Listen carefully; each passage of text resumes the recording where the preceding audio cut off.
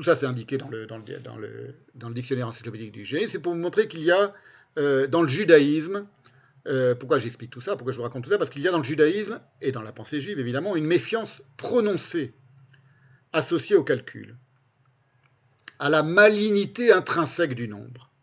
C'est une négativité essentielle au calcul, propre au calcul logique, calcul arithmétique, qui est réaffirmé par exemple dans le Talmud, dans le traité Baba Metzia, page 42a, lorsque, par exemple, quelqu'un doit compter ses sous, en fait, c'est-à-dire sa richesse, c'est-à-dire les grains de son grenier.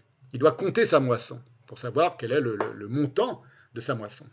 Et donc, le Talmud enjoint de prier avant de compter, de prier, de faire une bénédiction avant de compter, c'est-à-dire avant de savoir de combien de sacs de grains, par exemple, il dispose.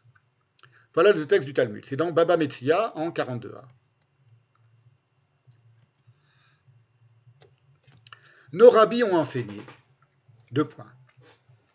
Celui qui s'apprête à mesurer sa moisson doit dire: puisses-tu, Éternel notre Dieu, accorder ta bénédiction à l'œuvre de nos mains. Et en commençant à compter, on doit dire: béni soit celui qui accorde sa bénédiction à ce grenier. Prier après avoir mesuré son grain, c'est faire une prière vaine, car il n'y a pas de bénédiction sur ce qui est pesé, ni sur ce qui est mesuré, ni sur ce qui est compté. Il n'y a pas de bénédiction sur ce qui est calculé, sur ce qui est l'objet du calcul. On doit faire la bénédiction avant, donc on bénit Dieu, on le remercie, et après on décide de combien de sacs de grains on dispose. Il n'y a pas de bénédiction, donc c'est une phrase vraiment officielle de la Guémara, il n'y a pas de bénédiction sur ce qui est pesé, ni sur ce qui est mesuré, ni sur ce qui est compté. Ne fait l'objet d'une bénédiction que ce qui est à l'abri du regard. Pourquoi? Alors, on ne dit pas pourquoi, on invoque un verset pour l'expliquer. Deutéronome 28.8, l'Éternel ordonnera à la bénédiction d'être avec toi dans tes greniers. Et il faut un jeu de mots entre le mot grenier au pluriel et le mot sama caché. Et du coup, ils entendent ce verset autrement, les rabbins du Talmud. L'Éternel ordonnera à la bénédiction d'être avec toi dans tes cachettes, dans ce qui est caché. Sama, ça veut dire caché, et Asamim, ce sont les greniers. Alors, je vais vous montrer comment on va continuer d'avancer un petit peu dans ce rapport étrange au calcul et au nombre dans la pensée juive. On va commencer par un nombre assez célèbre qui résume apparemment, qui est censé condenser toute la Torah, qui est le nombre 613, c'est-à-dire l'ensemble des mitzvot, comme on dit en hébreu, des commandements, comme on traduit un peu rapidement, négatifs et positifs, de la Torah. C'est-à-dire que la pluralité pratique du juif religieux, du juif pieux, elle se déploie dans le judaïsme à travers l'obligation, mais qui est en réalité concrètement inobservable dans son exhaustivité, c'est quasiment impossible, et on va voir pourquoi c'est impossible d'obéir à ces 613 commandements, un par un. Mais en tout cas, on a quand même cette obligation de respecter ces 613 mitzvot, on les appelle les mitzvot, les commandements, de la Torah, qui se divisent traditionnellement, tout ça ce sont des traditions arbitraires, mais elles sont séculaires, en 248 positifs, tu feras ceci, tu feras cela, et des devoirs à accomplir, et 365 négatifs, c'est-à-dire des interdictions à respecter. Par exemple, tu ne tueras point, c'est une des 365 interdictions, des 365 commandements négatifs. Donc voilà, 365 négatifs, 248 positifs, ça fait 613 commandements. Alors on a eu un effort pour montrer que ce chiffre avait une fondation solide, ce qui n'est pas le cas. C'est ce qu'a fait Maïmonide, par exemple, dans son Sefer HaMitzvot, le livre des mitzvot, le livre des commandements, le livre des ordonnances, qui est un compute argumenté et référencé des prescriptions. Donc il a établi une par une les 613 mitzvot, et il a dit celle-ci elle est tirée de tel verset et elle correspond à tel acte qu'il faut faire ou qu'il ne faut pas faire, telle obligation ou telle interdiction.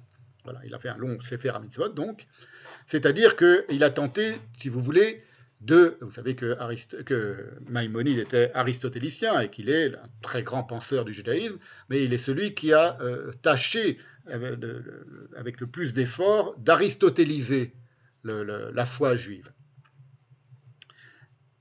C'est une des raisons pour laquelle il est si connu d'ailleurs en Occident, et c'est une des raisons pour laquelle, par exemple, j'ai déjà cité cette phrase de Leibniz disait que c'est le premier rabbin qui a cessé de divaguer, parce qu'il était aristotélicien, il était rationaliste, il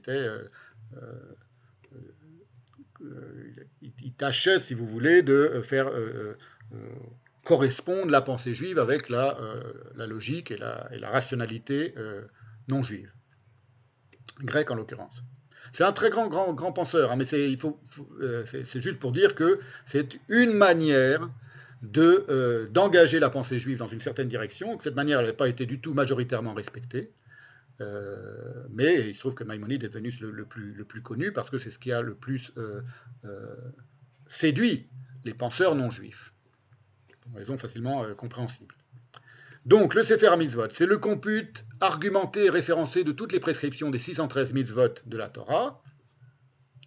Il a tenté d'en faire, Maïmonide, une taxinomie rationnelle. Et le problème, c'est que ce nombre symbolique, en réalité, des 613 mitzvot, ne provient pas d'un décompte détaillé des injonctions du texte. C'est-à-dire qu'en réalité, on n'a pas 613 fois tu feras, tu ne feras pas. Sinon, ce serait facile et sinon, il n'y aura pas de discussion si c'était inscrit dans le texte. Il y a des tas de versets où on n'est pas sûr que ce soit un commandement, deux, qui soit négatif ou qui soit positif. Donc lui, il a tenté de systématiser ça et il a donné son compte à lui, Maïmonide, mais ce n'est pas du tout un compte, évident, naturel, qui est issu de manière indiscutable du texte, inquestionnable du texte. C'est une des raisons pour laquelle les kabbalistes reprenaient ce mot d'esprit, ce Witz de Yosef Yabetz, qui était un théologien espagnol du XVe siècle, et qui, lui, c'était un kabbaliste très probablement, qui était rebelle à toute tentative d'aristotéliser le judaïsme.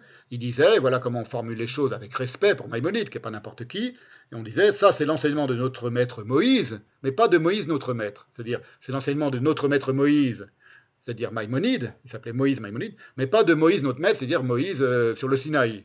Donc on respecte notre maître Moïse, mais Moïse notre maître est quand même plus important, et c'est lui qui a donné un autre enseignement. C'est comme ça qu'on expliquait qu'on n'était pas d'accord avec Maïmonide et avec sa volonté d'aristotéliser et de rationaliser la pensée juive. Alors pourquoi c'est quelque chose de chimérique, si vous voulez. La tentative de Maïmonide est chimérique. D'une part, parce que, je vous l'ai dit, la nature exacte de beaucoup d'énoncés est indécidablement ambiguë. Et d'autre part, parce qu'une bonne partie des énoncés est obsolète. Comme tout ce qui a trait, par exemple, au service du temple. Le temple est détruit, donc tout ce qui a trait au service du temple n'est plus valable. Ou en tout cas, il faut trouver des équivalences dans le monde d'après l'exil, d'après la destruction du second temple, qui correspondent à des travaux, par exemple, que l'on fait dans la vie juive au 3e, 4e, 5e siècle en Babylonie ou en Eretz Israël, de notre ère, après Jésus-Christ, et qui ne correspondent plus aux travaux que l'on a fait pour la construction du temple, par exemple, voilà, ou le service du temple. Ce sont des commandements qui sont précis dans la Torah, mais qui ne correspondent plus à rien, puisque le temple n'existe plus. Mais surtout, la vraie raison, c'est-à-dire ces 613, c'est un nombre qui est devenu un nombre traditionnel, mais on ne sait plus exactement, dans son détail précis et numérique, à quoi il correspond.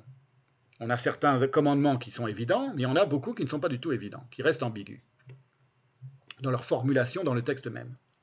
C'est parce que, en réalité, l'application stricte d'un commandement, isolé de son arborescence scripturaire, de son rapport au texte, et ce texte, ce n'est pas un code de loi, la Torah, on l'a vu, c'est beaucoup plus ambigu et ambivalent et swingant qu'un code de loi. Et donc, un commandement, l'application stricte d'un commandement qui serait isolé de son rutilant potentiel d'interprétation, elle contreviendrait à la nature profondément questionnante de la pensée juive. Donc ça ne fonctionne pas.